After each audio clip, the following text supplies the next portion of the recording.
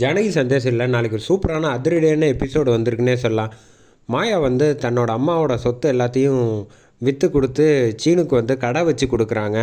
அதுக்கு முன்னாடி video பிடிச்சிருக்குண்ணா like பண்ணிட்டு பார்த்து சப்போர்ட் பண்ணுங்கள் ஃப்ரெண்ட்ஸ். இந்த பக்கம் பைக்கில் சீனு கூட வந்துட்டு இருக்காங்க. சீனு வந்து கண்ணாடி வழியாக மாயாவோட ரியாக்ஷன் எல்லாத்தையும் பார்த்துட்ருக்காங்க. டக்குன்னு பைக்கை வந்து நிப்பாட்ட சொல்கிறாங்க மாயா. ஒருவேளை பார்த்ததுனால கோவப்படுவாளோ அப்படின்னு யோசிக்கிறப்ப, இல்லை நீ வண்டி எந்த பக்கம் திருப்பு அப்படின்னோன்னே, காலேஜ் அந்த பக்கம் தானே இருக்குது அப்படின்னோன்னே, இல்லை எனக்கு முக்கியமாக வந்து ஒரு பேங்க்கில் கொஞ்சம் வேலை இருக்குது, அதனால் இந்த பக்கமாக போ அப்படின்னு சொன்னோன்னே, சரின்ட்டு பேங்க் அழைச்சிட்டு வந்துடுறாங்க சீனுவை. அழைச்சிட்டு வந்தோன்னே, ஆமாம் இந்த இடத்துல உனக்கு என்ன வேலை இருக்குது அப்படின்னோன்னே, உனக்கு எல்லாம் விளக்க முடியாது, எனக்கு முக்கியமான வேலை இருக்குது, இரு நான் முதல்ல போய் பேசிட்டு வந்துடுறேன் மேனேஜர்கிட்ட, அதுக்கப்புறமேட்டுக்கும் உனக்கு எல்லாமே வந்து சொல்கிறேன் அப்படின்னோன்னே, சீனு வந்து வெளியில் உட்கார வச்சுட்டு போய் வந்து பேசுகிறாங்க. நான் சொன்னேன்ல சார், என்னோடய லவர் அவர் வந்து சொந்த காலிலே நிற்கணும்னு சொல்கிறாரு, அதுக்காக வந்து நீங்கள் கொஞ்சம் வந்து ஹெல்ப் பண்ணணும் அப்படின்னு சொன்னோன்னே, சரி அவங்க நான் அழைச்சிட்டு வாங்க, நான் எல்லா ஃபார்மாலிட்டிஸ் எல்லாமே பண்ணி வச்சுட்டேன், லோன் சேங்ஷன் ஆகிடும் அப்படின்னு சொன்னோன்னே, இருங்க சார் அழைச்சிட்டு வரேன் அப்படின்னு சொல்லிட்டு இந்த பக்கம் மாயா வந்து வெளியில் வராங்க. வந்தோடனே, உங்ககிட்ட முக்கியமான ஒரு விஷயம் பேசணும் வா அப்படின்னோன்னே, ஆமாம் எதுக்காக என்ன வந்து உள்ளே கூப்பிட்ற, அவர் உங்ககிட்ட தானே பேசணும், நீ என்ன இத்தனை கேள்வி கேட்டுக்கிட்டு இருக்க, வாழ்க்கையில் நம்ம முன்னேறணுமா வேணாமா அப்படின்னோன்னே, ஆமாம் நான் சொல்கிறத கேளு வா அப்படின்னு சீனு கையை பிடிச்சி அழைச்சிட்டு வந்து இங்கே உள்ளே வந்து உட்கார சொல்கிறாங்க. நான் சொன்னேன்ல சார் அது இவர் தான் அப்படின்னு சொன்னோன்னே, அப்படிங்களா, உங்களோட ஃபைல் எல்லாமே நான் செக் பண்ணி முடிச்சிட்டேன், நாளைக்கு வந்து எல்லாமே உங்களுக்கு வந்து அக்கௌண்ட்டுக்கு ட்ரான்ஸ்ஃபர் ஆகிடும் அப்படின்னு சொன்னோன்னே, ஒன்றுமே புரியல சீனுக்கு. ஆமாம் இன்னும் இவர்கிட்ட சொல்லலையா அப்படின்னா, இல்லை சார் ஒரு சர்ப்ரைஸாக இருக்கட்டும் அப்படின்னு சொன்னோன்னே, சரி இந்த ஃபைலில் எல்லாம் கையெழுத்து போடுங்க அப்படின்னு சொன்னோன்னே, என்னம்மாயா சொல்கிற அப்படின்னோன்னே, முதல்ல நீ கையெழுத்து போடு, அதுக்கப்புறமேட்டுக்கு நான் எதுவாக இருந்தாலும் சொல்கிறேன் அப்படின்னோன்னே, கையெழுத்து வந்து மாயா சொன்னோன்னே கையெழுத்து போட்டு முடிச்சிடறாங்க. ரொம்ப தேங்க்ஸ் அப்படின்னு சொல்லிட்டு வெளியில் அழைச்சிட்டு வந்தோன்னே, எதுக்காக வந்து எனக்கு வந்து நீ இப்போ கையெழுத்துலாம் போட சொன்ன அப்படின்னு கேட்குறாப்புல, புரியலையா, உனக்கு வந்து லோன் வந்து சேங்ஷன் பண்ணியிருக்கு, அதில் கொஞ்சம் அமௌண்ட் வரும், அதை வச்சு நம்ம வந்து நீ சுயமாக தொழில் ஆரம்பி அப்படின்னு சொன்னோன்னே, என்ன மாயா சொல்கிற அப்படின்னு, திடீர்னு ஏன் உனக்கு இப்படி தோணுச்சு அப்படின்னோன்னே, இல்லை முதல்ல வந்து பொண்ணு பார்க்க வந்தப்போ சொன்னாங்க, இப்போ பஞ்சாயத்துலேயும் இதே மாதிரி உனக்கு ஒன்றுமே இல்லை அப்படின்னு சொல்கிறாங்க, உன்னுடைய அடையாளம் நான் தான் மாமா கூட இருக்கேன்ல அப்படின்னோன்னே, இன்னும் எத்தனை காலத்துக்கு தான் ரகுராம் அவரோட நிழல்லையே இருப்ப, பெரியப்பா நிழலில் நீ இருக்கக்கூடாது, உனக்குன்னு தனியாக ஒரு அடையாளம் வேணும், அதுக்காகவாவது நீ கொஞ்சம் வந்து புத்திசாலித்தனமாக தனியாக சொந்த காலில் நில்லு அப்படின்னு சொன்னோன்னே, மாயா எனக்காக நீ இவ்வளோ யோசிச்சிருக்கியா, நான் கூட எனக்கு யோசிச்சதில்லை அப்படின்னோன்னே, பரவாயில்ல அதெல்லாம் இருக்கட்டும்,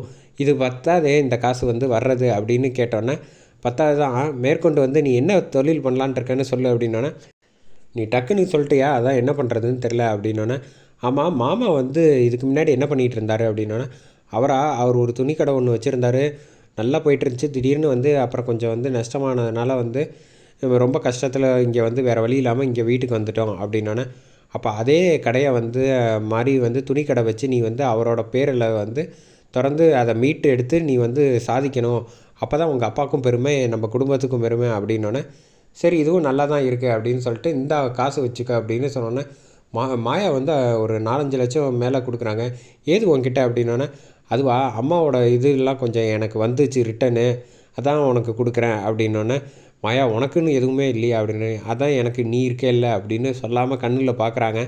பார்த்தோன்னே சரின்ட்டு வந்து ஒவ்வொரு கடையாக வந்து ஏறி போய் இப்போ செக் பண்ணுறாங்க, இதெல்லாம் நமக்கு வந்து பட்ஜெட்டுக்கு சரியாக வராது அப்படின்னோன்னே, சின்ன கடையாக இருந்தாலும் கொஞ்சம் நல்லதாக வந்து மெயினான இருக்கிற இடத்துல பார்ப்போம் அப்படின்னு சொல்லிட்டு கடையை வந்து செலக்ட் பண்ணி முடிச்சிடுறாங்க. இதுக்கப்புறம் இங்கே வந்து மாயா வந்து வீட்டுக்கு வராங்க, சீனு அங்கேயே இருக்க சொல்லிவிட்டு. வந்தோடனே பெரியப்பா வந்து கணக்கு பார்த்துக்கிட்டு இருக்காப்புல ரகுராம, முக்கியமான வேலை இருக்கா அப்படின்னோன்னே, என்ன விஷயம் சொல்லுண்ணே, இல்லை துணி கடைக்கு போகலான்ட்டு இருக்கோம் அப்படின்னோன்னே, சரி போயிட்டு வா அப்படின்னோன்னே, இல்லை நம்ம மொத்த பேரும் எல்லா குடும்பத்தில் உள்ள எல்லோரும் சேர்ந்து தான் போகணும் அப்படின்னோன்னே, பத்மா அதெல்லாம் வர முடியாது அப்படின்னு சொல்லிடுறாங்க. ஏன் இப்படி சொல்கிற அப்படின்னோன்னே, எனக்கு 1000 வேலை இருக்குது அப்படின்னு சொன்னேன், எங்கே மணி வந்து அதுலேருந்து ஒரு 2 வேலை சொல்லு அப்படின்னோன்னே தடுமாற ஆரம்பிச்சிடுறாங்க. எதுக்கு இந்த வீண் பொல்லாப்பு, வெட்டி பந்தாலெலாம் விட்டுட்டு வா கிளம்பி போகலாம் அப்படின்னு சொல்கிறாங்க. உடனே வந்து சாரு வந்து நக்கல் பண்ணுறாங்க, இப்போ உனக்கு வேணும்னா நீ போக வேண்டியதானே, எதுக்கு எல்லோரையும் கூப்பிட்ற அப்படின்னோன்னே, அடுத்தது வந்து ரகுராம் வந்து சொல்கிறாப்புல, நீ கடைசி வரைக்கும் கூப்பிடலன்னா விடமாட்டேன், அதனால் நானே வரேன் அப்படின்னு சொல்லிட்டு, ஆமாம் இன்றைக்கி மாயா அழைச்சிட்டு போகாமல் விடமாட்டா போல் அப்படின்னு சொல்லிட்டு மொத்த பேரும் கடைக்கு வந்துடுறாங்க. கடையை பார்த்தோன்னா வந்து என்ன சின்ன கடையாக இருக்குது, இங்கே இன்னும் ஆரம்பிக்கவே இல்லை, இதெல்லாம் வந்து சாரு வந்து சொல்கிறாங்க, எப்படி வந்து அதுக்குள்ளே ஓஹோன்னு பிஸ்னஸில் நம்பர் 1 இடம் வரும் அப்படிங்கிற, அதெல்லாம் வரும் தான் அப்படின்னு மாயா வந்து சொல்கிறாங்க. கடையை பார்த்தா கொஞ்சம் நல்லா இருக்கிற மாதிரி தெரில அப்படின்னு வந்து பத்மா கிண்டல் பண்ணிகிட்டு இருக்கப்ப, சும்மாரு என் பேர் வச்சுருக்கும் போது கடை எப்படி நல்லா இல்லாமல் இருக்கும் அப்படின்னு சொன்னோன்னே, மேலே மணி மட்டும் கண்டுபிடிச்சிட்டாப்புல. மணி பார்த்தோன்னே கரெக்டாக சொல்கிறீங்க அப்படின்னோடனே இந்த கடையோட ஓனரே வராரு பாருங்க, நம்ம கடை தான் அப்படின்னவ சீனு வந்து மாதம் வராங்க. வந்தோடனே இந்த கடையை வந்து நான் தான் எடுத்திருக்கேன், இனிமேல் வந்து நடத்தலான் இருக்கேன் அப்படின்னோடனே ஏன் என்ன திடீர்னு அப்படின்னு சொல்கிறப்ப பாட்டி வந்து கோவப்படுறாங்க. ரகுராம் கிட்ட ஒரு வார்த்தை கூட சொல்லாமல் லெவலுக்கு சொந்த காலில் நிற்கிற அளவுக்கு பெரிய ஆள் ஆகிட்டியா அப்படின்னோடனே இல்லை பரவாயில்ல இப்படி தான் இருக்கணும் சீனு, என்கிட்ட கேட்காம நீ ஏன் வந்து முன்னேறணும்னு நினச்ச பார்த்தியா, அதுக்காக வந்து நான் உனக்கு எவ்வளோ வேணாலும் பாராட்டலாம், என்கிட்ட காசு வேணும்னா எவ்வளோ வேணால் வாங்கியிருக்கலாம், நீ வாங்காமல் இருக்க பற்றியா அந்த நேர்மை எனக்கு பிடிச்சிருக்கு, திடீர்னு எப்படி இந்த முடிவு எடுத்த அப்படிங்கிறப்ப வந்து மாயா வந்து பேரை சொல்லலான்ட்டு சீனு வராங்க. சொல்லாதானே கண்ணுலேயே வந்து கண்ணடிச்சிடுறாங்க. அடித்ததுக்கப்புறமேட்டுக்கு மணி வந்து என் பேரில் நீ துணி கடை வச்சுருக்கிய ரொம்ப சந்தோஷம் அப்படின்னு சொல்லிட்டு கட்டி பிடிக்கிறாங்க. அதுக்கப்புறமேட்டுக்கு கடையை திறந்துட்டு உள்ளே வராங்க. வந்ததுக்கப்புறமேட்டுக்கு இந்த பக்கம் கரெக்டாக மாயா வந்து சீனு கூட பேசிக்கிட்டு இருக்காங்க. எல்லா ஐடியாவும் பத்மாவுக்கு வந்து மாயா தான் கொடுத்து சீனுவை வந்து வளர்த்துக்கிட்டு இருக்கா. இவங்க 2 பேரும் மறுபடியும் பழையபடி லவ் பண்ண ஆரம்பிச்சுட்டாங்கன்னா என்ன பண்ணுறது அப்படிங்கிறப்ப பத்மா அவங்க 2 பேரும் சிரித்து பேசிக்கிட்டு போகிறத பார்த்தோன்னா கோவப்படுறாங்க. அதோட எபிசோடை சூப்பராக முடிக்கிறாங்க.